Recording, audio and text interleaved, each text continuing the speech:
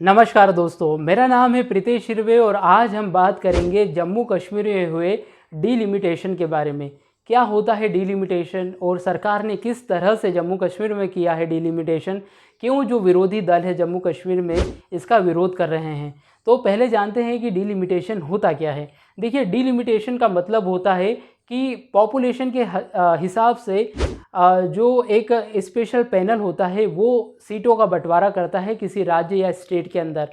आप ये मान के चलिए कि जितने भी राज्य हैं या जितने भी स्टेट होते हैं वहाँ पे जितनी भी सीटें होती है उनका बंटवारा किया जाता है उस राज्य में रह रहे लोगों की पॉपुलेशन के हिसाब से। तो जिस राज्य में जितनी ज़्यादा पॉपुलेशन होगी उस राज्य में सीटों की संख्या है उतनी ज़्यादा होगी, उतनी ज़्यादा कॉन्स्टिट्यूंसी आपको वहाँ पर देखने को मिलेगी। तो पॉपुलेशन जो है वो इसका एक आधार होता है, इसका एक बेस होता है। तो पॉपुलेशन के आधार पे जो है कॉन्स्टिट्यूंसी जो है वो बांटी जाती है किसी राज्य के अंदर, किसी स्टेट के अंदर, और उसके आधार पे जो उनका एरिया है वो भी डिफाइन किया जाता है। तो पॉपुलेशन जो है वो ज़रूर यकीनन बढ़ी है जम्मू कश्मीर के अंदर। और आखिरी बार जो डिलिमिटेशन जम्मू कश्मीर में हुआ था वो साल 1995 में हुआ था। और जब 2002 में डिलिमिटेशन होना था तब अब्दुल्ला ने वहाँ पर विरोध किया था इस डिलिमिटेशन का और इसे आगे बढ़ाकर 2026 तक कर दिया था। यानी कि 2026 तक जम्मू कश्मीर में और यहाँ तक कि भारत में भी जो डिलिमिटेशन है वो नहीं होना था। तो यानी कि 2026 तक जम्मू कश्मीर में और यहाँ तक कि जो भारत है उसमें भी जो डिलिमिटेशन की जो प्रोसेस है वो नहीं होने वाली थी। लेकिन जो राज्य केंद्र सरकार है उन्होंने जम्मू कश्मीर राज्य में जो डिलिमिटेशन है वो साल 2022 में ही कर दिया, जो कि 2026 में होना था। इसके पीछे का जो रीज़न है वो ये बताया गया है क्योंकि अब राज्य को अलग तरह से बनाया गया है, पूरी तरह से रीडिज़ाइन किया गया है। हम जानते हैं कि साल 2019 में केंद्र सरकार ने जो आर्टिकल 370 है उसे हटा लिया था, जिसके बाद से जो जम्मू कश्मीर का जो स्पेशल स्टेटस था, एक विशेष राज्य का जो दर्जा मिला हुआ था जम्मू कश्मीर को, वो उससे छीन लिया गया था। और सरकार ने इस आर्टिकल को हटाने के बाद जम्मू कश्मीर को 2 यूनियन टेरिटरी में डिवाइड किया था, जिसमें से एक था जम्मू कश्मीर और दूसरा था लद्दाख। तो ये 2 यूनियन टेरिटरी हमें देखने को मिली थी 5 अगस्त साल 2019 को।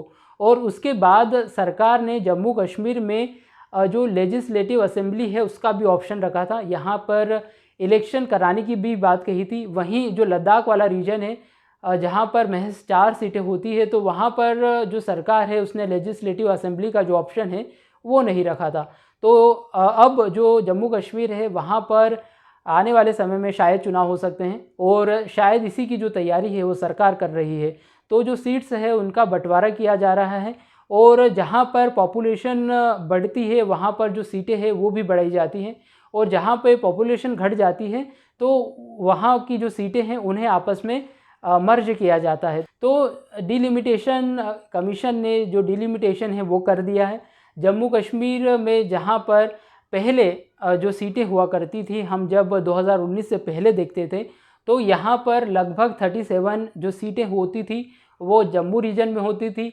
कश्मीर में 46 सीटें देखने को मिलती थी और जो लद्दाख वाला रीजन है जिसे अब जम्मू कश्मीर से अलग कर दिया गया है वहाँ पर 4 सीटें होती थी। तो साल 2019 से पहले ये कुल मिलाकर 87 जो सीटें हैं वो हुआ करती थी। अब ये बढ़ के 90 हो गई हैं।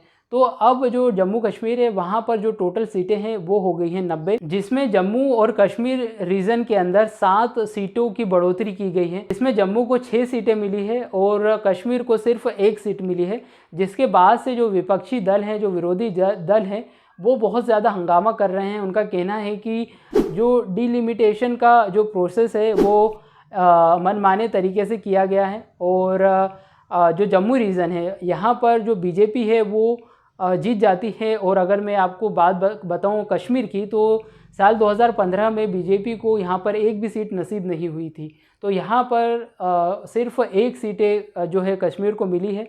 तो ये जो कश्मीर घाटी है यहाँ पर बीजेपी नहीं जीत पाती है। साल 2015 में भी जब पीडीपी और बीजेपी ने गठबंधन करके सरकार बनी थी, जब महबूबा मुफ्ती जो है एक सीएम के रूप में सामने आई थी, जो पहली महिला सीएम थी जम्मू कश्मीर की, उसके बाद से बहुत सारी पॉलिटिक्स हुई, बहुत बार राष्ट्रपति शासन हमने देखा।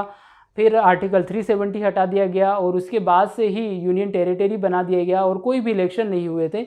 लेकिन अब जो सरकार है वो इलेक्शन की तैयारी कर रही है और एक नई इबारत जो है लिखना चाहती है जम्मू कश्मीर की।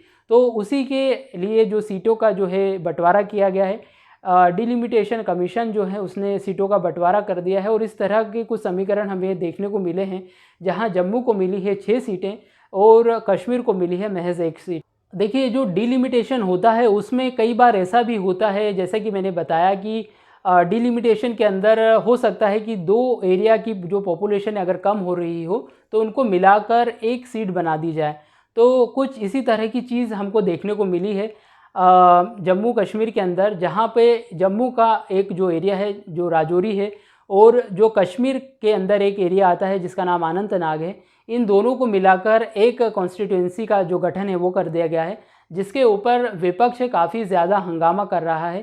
क्योंकि जो जम्मू का रीजन है उसमें बीजेपी जो है वो बढ़त बनाती रहती है और जो अनंतनाग का एरिया है वहाँ पर डोमिनेट करती है महबूबा मुफ्ती। तो ये जो अनंतनाग का रीजन है यहाँ पे बीजेपी नहीं जीत पाती है। तो ये विपक्ष की तरफ से आरोप लगाए जा रहे हैं, सरकार ने जो है मनमाने तरीके से गठन करवाया है इन कॉन्स्टिट्यूंसी का, यानी कि यहाँ पर जम्मू और कश्मीर का एक एरिया लिया है और एक जम्मू का एरिया लिया है और दोनों को मिला के सिर्फ एक कॉन्स्टिट्यूंसी का जो गठन है वो कर दिया गया है। तो कुछ इस तरह की चीज़ें हुई हैं जिसका विरोध जो है विपक्षी दल कर रहे हैं। तो डिलिमिटेशन के अंदर हर मुद्दे पे गंभीरता से विचार किया जाता है और इसमें SC ST को भी जो सीट है उसका बंटवारा किया जाता है। तो जम्मू कश्मीर के अंदर भी SC ST की जो सीटें हैं उसे बढ़ाया गया है और लगभग 9 सीटें जो है SC ST को दी गई है, जिसमें से 6 सीटें जो हैं वो जम्मू के अंदर दी गई हैं और 3 सीटें कश्मीर के अंदर दी गई हैं। इसके अलावा 2 सीटें रिज़र्व रखी गई हैं कश्मीरी पंडितों के लिए भी।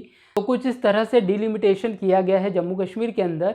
और जो डिलिमिटेशन का एम होता है वो ये होता है कि जो पॉपुलेशन है उसमें बराबर सीटों का बंटवारा किया जाए ताकि हर पॉपुलेशन के ऊपर बराबर रिप्रेजेंटेटिव रहे।